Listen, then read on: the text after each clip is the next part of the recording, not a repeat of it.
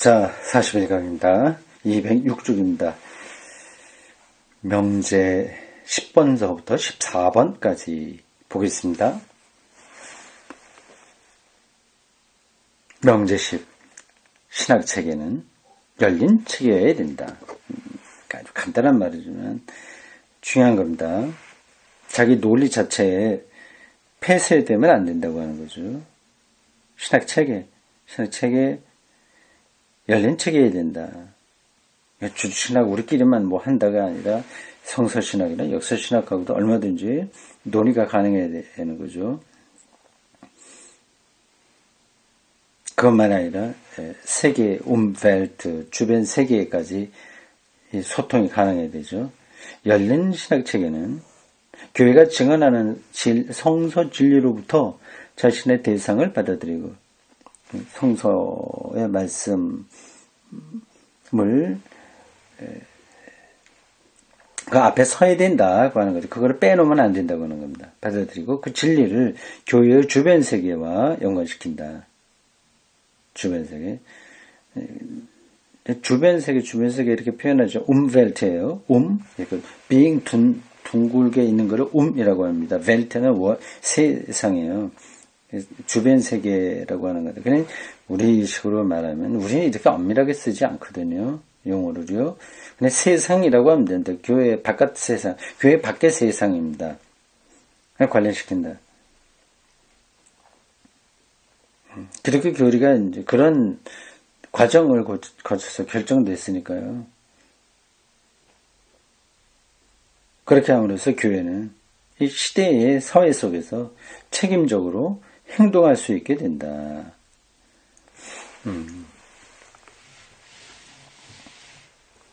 그렇죠. 이런 건 한국 신학에서 필요라는 겁니다. 필요할 뿐만 아니라 반드시 가야 되는 방향입니다. 1985년도 제가 독일에 잠시 유학 공부하러 갔을 때에 교회의 날이라고 하는 그 거의 한 주간에 걸쳐서 펼쳐지던 기독교 행사 선교대회에 참석한 적이 있습니다. 경년제로 거기서는 합니다. 헐수회는 개신교, 짝수회는 가톨릭입니다. 그때의 주제가 Die Erde gehört Gott입니다. Die Erde. 이 지구는 하나님에게 속했다고 하는 겁니다. 생태학을 얘기하고 있죠. 벌써 몇 년도, 그때가 언제입니까?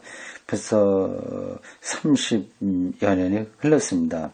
이미 그때 교회가 에콜로지, 생태학에 대한 그 이슈를 신학적으로 정리하고 있었습니다. 말하자면 그런 거죠. 제가 여기 명제 10에서 말하는 게 그겁니다. 신학 체계는 열린 체계여야 된다고 하는 거예요. 사회 속으로 책임 있게 행동할 수 있어야 되는 거죠. 교회가 그렇습니다. 세계 역사, 대한민국에 나가야 될 방향을 오히려 뒤에서 붙들고 늘어져서 퇴행적으로 나가는 모습을 우리는 지금 보여주고 있어요. 한국 기독교 교회가 그렇습니다. 제가 뭐 어떤 건지 설명하지 않아도 되죠. 명제 11. 신앙행위는 열광주의에 의해서 위태롭게 된다.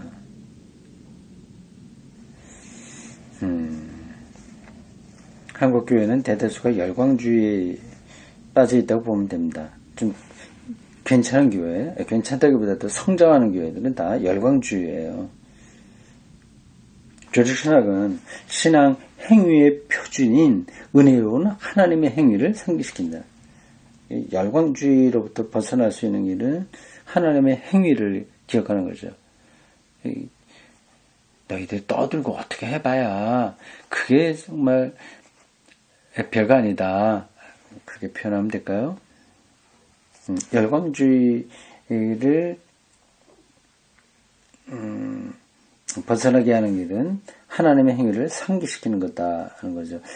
그러니까 한국 교회에 신학이 자리 잡을 수 없는 이유가 바로 여기에 있습니다. 열광주의는 신학은 하나님의 행위를 상기시키는 거니까요. 그렇게 되면 자기들이 멋쩍어지거든요. 그러니까 그걸 잠깐 배제시키고 열광주의 속에 빠져드는 겁니다.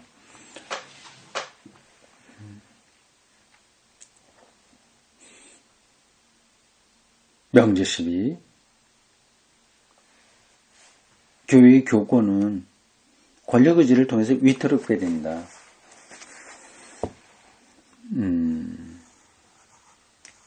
권력 의지를 통해서 위태롭게 된다. 이건 단순히 높은 자리에 올라간다고 하는 것만 아니라 교회 성장주의 이런 것들 다 포함하는 겁니다. 교회의 건전한 교권이 필요한 체계들이 이렇게 자기를 크게 세우려고 하는 욕망에 의해서 위태롭게 된다. 그죠. 조직신학은 언제나 관용을 가지고 나타나는 하나님의 인간 사랑을 교회 지도층에게 상기시킨다. 그렇죠.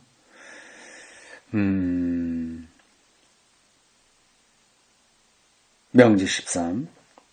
역사신학을 위해서는 교회 역사예요. 교회사입니다. 역사신학을 위해서 조직신학은 역사는 이건 교회사만 아니라 이 피터 아이의 분류에 따르면 성서신학도 그렇습니다. 거기에 속해요. 조직신학은 역사신학을 주도하는 구성적, 실용적 관심을 규정하는 이념들에 대해서 밝혀준다.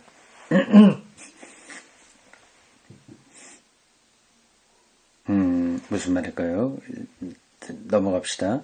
조직신학은 비판적으로 밝혀진 신앙의 표준을 교회 행위와 관련시킴으로써 실천적이고 역사적인 신학의 특수한 경우가 된다. 이 특수한 신학이 자기 자신을 위한 학문이 되지 않으려면 역사적이고 실천적인 신학의 통준적인 부분은 남아있어야 된다. 통준적이라는 단어가 앞에도 나왔는데 자꾸 와닿진 않죠. 인테그리티라는 영어 단어에 해당하는 겁니다. 하나로 묶는다. 하여튼 그런 뜻으로 볼 수 있습니다. 조직신학은 교회사나 성서신학으로 하여금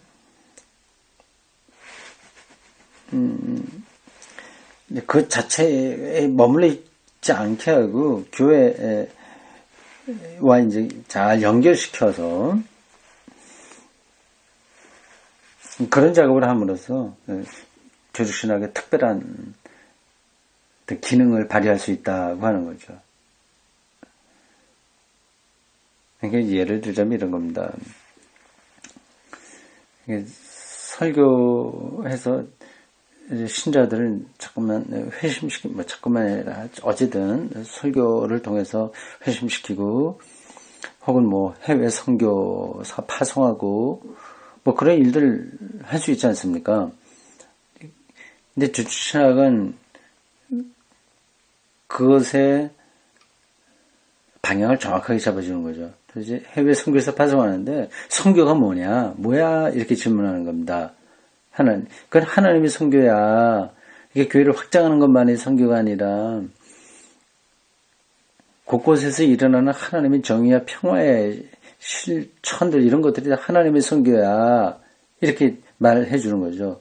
그래서 선교는 교회가 배타적으로 소유한 기능이 아니라 하나님에게 속한 거고 그것을 우리가 부분적으로 대신할 뿐이야. 이렇게 방향을 정해주는 겁니다. 그게 이제 조직신학의 역할이라고 하는 거죠. 근데 그게 또 자기 논리에 빠져버릴 수 있거든요. 근데 자기를 위한 학문이 돼버리는 거예요. 그렇게 하지 않으려면, 역사적이고 실천적인 거, 그러니까 성서신학, 교회사, 그리고 교회 실천신학, 이런 것들을 이제 다 묶어주는, 그게 이제 통전적이라고 하는 겁니다. 그런 부분으로 남아야 된다 하는 거죠. 따로 떨어져서 저주신학 우리 거가 따로 있는 거야 이렇게 하지 말고 그걸 다 그거를 인테그리티 하나 묶어낼 수 있는 그러한 거로 기능을 감당해야 되죠. 이렇게 저주신학은 없을 수도 있고 있을 수도 있는 겁니다. 성서신학처럼 딱 있는 건 아닌 거예요. 그거는 성서를 근거로 해서 하면 되니까 분명한 게 나타나는 거죠. 그러나 조직신학은 체계를 세우는 거라서 따로 그런 게 없는 겁니다. 명제 14. 조직신학은 하나님으로 인정되거나 배척되는 분에 대한 논쟁을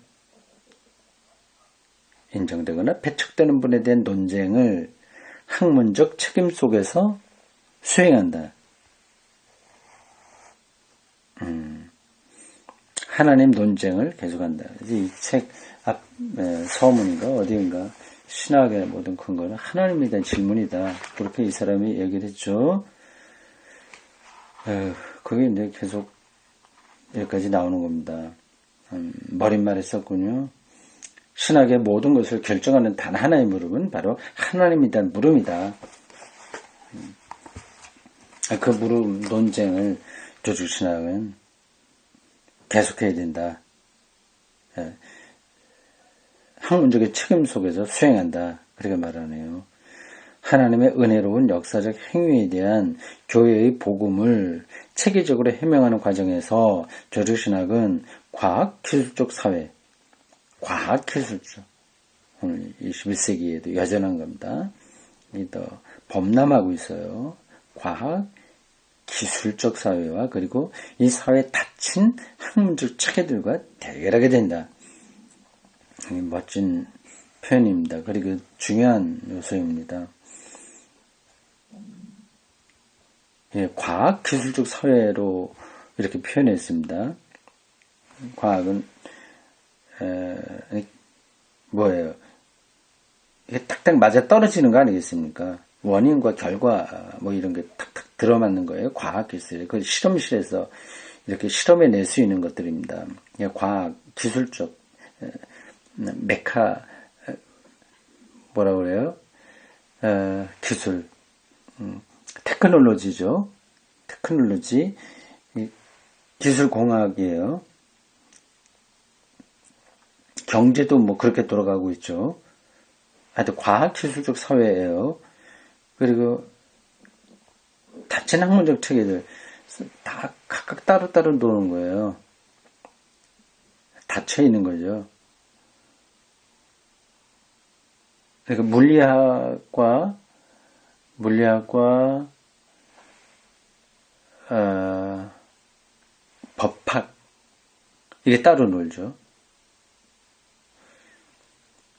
뭐 경제학과 뭐 문학 이게 따로 놀죠. 닫혀 있어요. 교수들이 자기 것만 알고 있습니다. 이런 것과 대결한다. 그래서 그거를 인테그리티 이렇게 통전적으로 묶어낸다. 그런 작업을 하나님에 대한 논쟁을 함으로써 그 일을 수행한다고 하는 겁니다. 그러니까 하나님이 그 모든 것들을 하나로 묶어낼 수 있는 키워드인 셈이죠. 이런 대목에서 보면 판넨베르크의 하나님에 대한 규정, 설명이 들어맞는 거죠. 하나님은 모든 것을 규정하는 현실성이다. 이렇게 했습니다. Die alles bestimmende Wirklichkeit라고 했죠. 그런 현실성이라고 했습니다. 그런 것들에 대한 질문, 논의를 수행함으로써 과학기술적인 사회이고 서로 닫힌 학문적 체계들인 이 사회와 대결한다. 대결한다고 하는 것은 그걸 극복한다고 하는 겁니다. 자, 됐고요.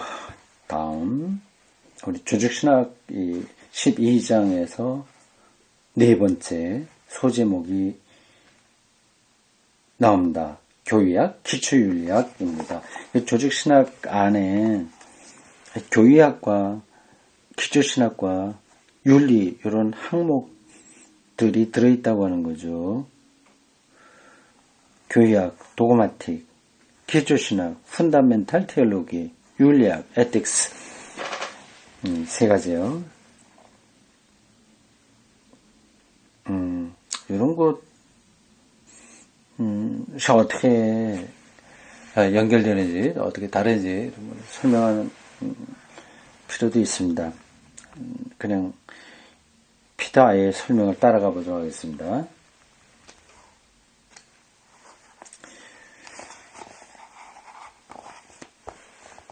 성격을 지닌 것은 고유한 특징을 지니며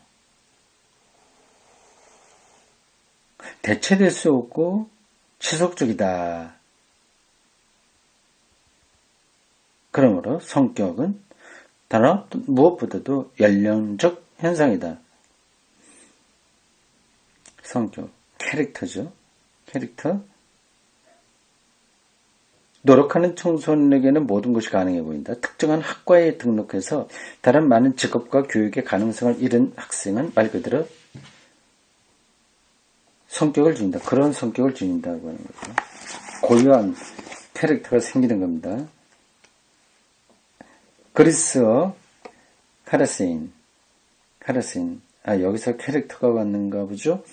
카라세인은 두드러진 것뿐만 아니라 등록하는 것을 의미한다. 재밌네요. 등록한다.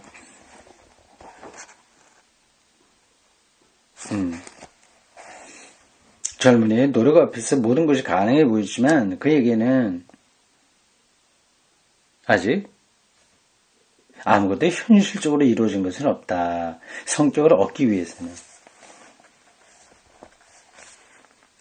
신뢰할 수 있는 특정한 한 가지를 위해서 가능한 모든 것을 포기해야 한다.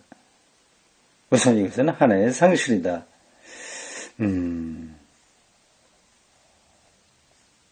하나의 사명을 갖는다는 것은 다른 모든 사명을 잃는 것이다. 그렇죠. 목사로서의 사명을 갖는다면 시인으로서의 사명은 포기하는 거죠. 정치인으로서의 사명도 포기하는 거죠. 그러니까 성격, 캐릭터를 얻기 위해서는 상실이 전제된다고 하는 겁니다. 이 사람이 지금 조직신학 안에 있는 교의학, 기초신학, 그리고 윤리학을 설명하기 위해서 곧 각각 특징들이 있으니까 그걸 이제 성격이라고 하는 건데, 조직신학의 성격인데, 그걸 설명하기 위해서 지금 이 사람이 어원에 대해서 말하고 있네요. 모든 가능성을 하나의 현실성과 바꿈으로써 독특한 변화가 일어난다. 성격이 없는 사람은 가능성 속에서만 모든 것을 갖고 현실적으로는 모든 것을 잃는 데 반해서 한 가지를 통해서 규정된 성격은 모든 현실과 확고한 관계를 갖게 된다. 멋진 표현이네요. 밑줄 쳐놓고 곰곰이 생각해 보시기 바랍니다. 성격이 없는 사람은 우리는 보통 저 성격이 좀 급해, 빨라, 뭐 그런 걸 얘기하지 않습니까? 그게 아니에요. 그 사람의 고유한 오히려 인격에 가깝습니다. 여기서 말하는 이 캐릭터라고 하는 것은 그렇습니다. 성격이 없는 사람은 가능성, 이것도 아니고 저것도 아니니까요. 그래서 이렇게도 될 수 있고 저렇게도 될 수 있는 거죠. 등록을 하긴 했는데 아무것도 안 하는, 경제학부에 등록했는데 그 공부 안 하고 있으면 그쪽으로 자기의 삶이 나가지 못하는 거 아니겠습니까? 그러니까 가능성에만 있게 되는데, 그러면 현실적으로는 모든 것을 잃는데, 현실적으로는 아무것도 없는 거죠. 한 가지를 통해서 규정된 성격은 신학이면 신학, 법학이면 법학, 문학이면 문학, 이런 쪽으로 학생들이 그렇게 자기가 결정되면 모든 현실과 확고한 관계를 갖게 된다. 그러한 성격이 확립됨으로써 다른 현실들과 관계를 아주 현실적으로 갖게 되는 거죠. 그게 없으면 이리 기웃 저리 기웃 아무것도 없게 되는 겁니다.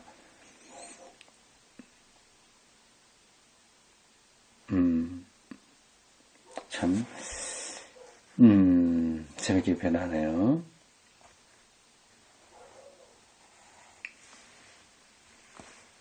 그리스도교 신앙은 예수 그리스도 안에서 이루어진 하나님의 구체적 행위를 통해서 인간의 자유를 지양하는 게 아니라 온전하게 확정되도록 한다.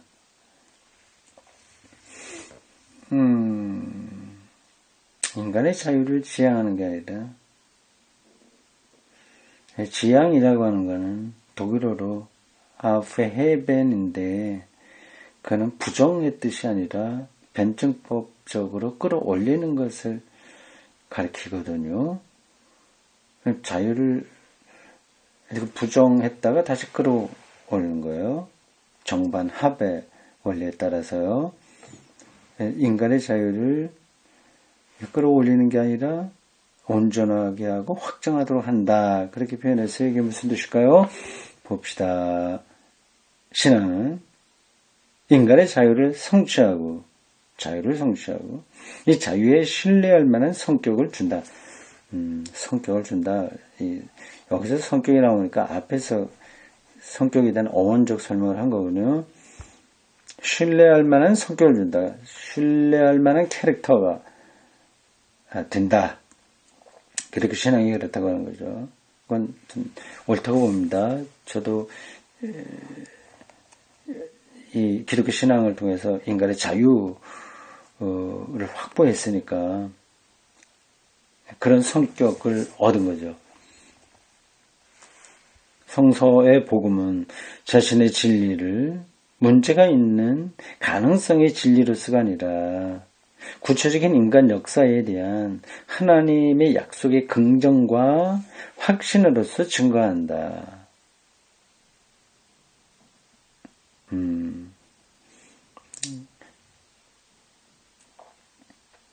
가능성으로서의 진리를 머무는 게 아니죠. 좀 칼막스가 말한 게 옳으네. 그럴듯하네. 다른 포이르바흐가 말한 게 그럴듯하네. 장자와 노자가 말한 게 그럴듯하네.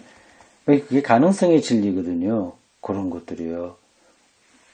그거는 그냥 공부해서 괜찮다 그렇게 보는 겁니다. 근데 그 성서의 복음은 그게 아니라 긍정과 확신으로 증가한다. 거기에 하나가 되어버리는 거죠. 그게 자기 운명이 되는 거죠. 인간의 자유를 확보하는 거죠. 그러므로 성서가 선포하는 역사의 주님은 이스라엘의 하나님, 이스라엘의 하나님 야훼, 그리고 그 보낸 그의 아들 예수 그리스도라는 이름을 가진다. 구체적인 거죠. 구체적인 것. 그 이름 속에서 그리스도교 복음은 하나님에 대한 논쟁이 끝났고 그렇게 보진 않죠. 끝났고 다른 모든 가능한 신들과 신에 대한 표상들이 청산되고 인간적 자유의 역사가 확정되었음을 본다. 여기가 약간 예민한 표현들입니다. 근데 이 말 자체로 옳아요. 하나님의 논쟁, 하나님의 질문은 앞에서는 계속 해야 된다고 했거든요. 논쟁을 계속 해야 되는데 성서는 이미 끝났다고 말을 하는 건 분명합니다. 오직 하나님만 유일하신 창조자로 말을 하고 있으니까요. 그래서 다른 것들은 가짜 신이죠. 신은 없죠. 다른 것들은요. 그래서 그 하나님을 믿음으로 자유가 확정됐다고 보는 거죠. 이 이름을 고백하는 사람들의 공동체는 이 복음의 성격이 새겨지고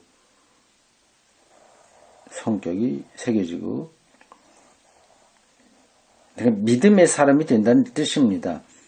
신앙 고백적으로 규정되고 모든 다른 가능한 규정들과 끊임없는 대결 속에 있다. 우상 숭배와 대결하는 거죠.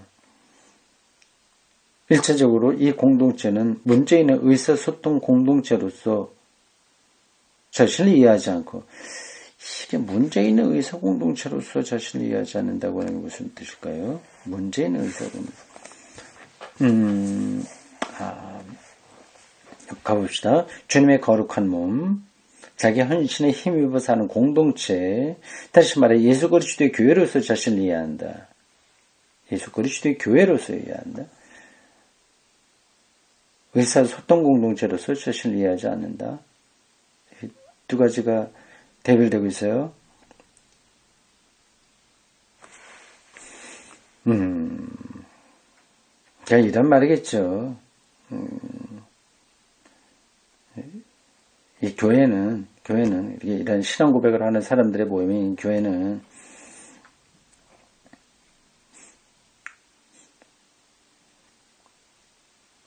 우리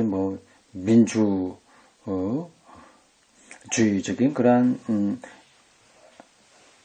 마인드로서 진리를 우리가 서로 추구해 본다. 이런 차원이 아니라 예수 그리스도를 믿는 그런 믿음의 결사체라고 하는 거죠. 그 두 개 차이가 전달이 되나요? 그러니까 이럴 수 있습니다. 그러니까 교회는 대학교들 교수들 이 모임이지 않습니까? 그 공동체는 나름대로 공동체입니다. 그런 거하고는 성격이 다르다고 하는 거죠. 대학교 교수들은 네가 옳다 내가 옳다 하면서 막 이렇게 또 싸우잖아요. 싸울 수 있지 않습니까? 그게 학문의 속성입니다. 같은 학과에 있다고 하더라도 서로 다르잖아요, 의견들이요. 그렇게 될 수 있습니다. 물론 신학적으로도 서로 논쟁이 되긴 하는데, 근데 교회는 그게 아니라고 하는 거죠. 더 봅시다. 그러나 그리스도교 신앙이 최초의 유대교적, 초기 그리스도교적 특징들을 지니고 매우 개성 있게 전해졌으므로 이 신앙은 매우 다양한 언어 형태로 나타난다. 그렇죠. 아람어, 히브리어, 헬라어, 그 외에 여러 언어들로 나타납니다. 구약 성서에서 이스라엘의 하나님 야훼는 구체적인 역사와 관계하기 때문에 다양하게 언급된다. 육신을 입었다. 인카네이션 하고 역사가 되는 하나님 예수 그리스도도 신약 성서에서 다양하게 이해되고 역사의 다양성 모든 가능성의 혼란과 관계된다. 그렇죠.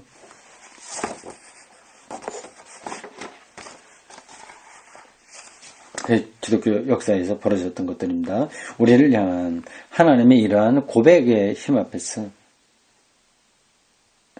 우리를 향한 하나님이 일단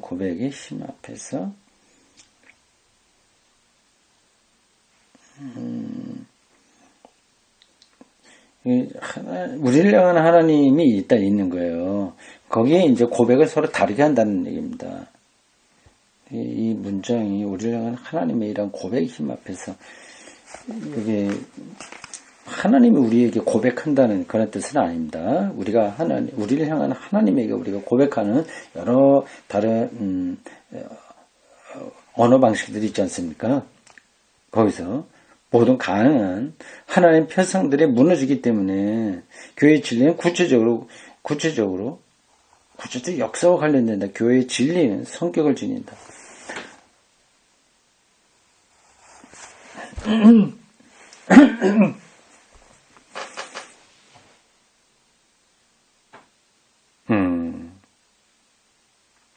이거 좀 어려워져요. 교회의 진리는 성격을 지닌다.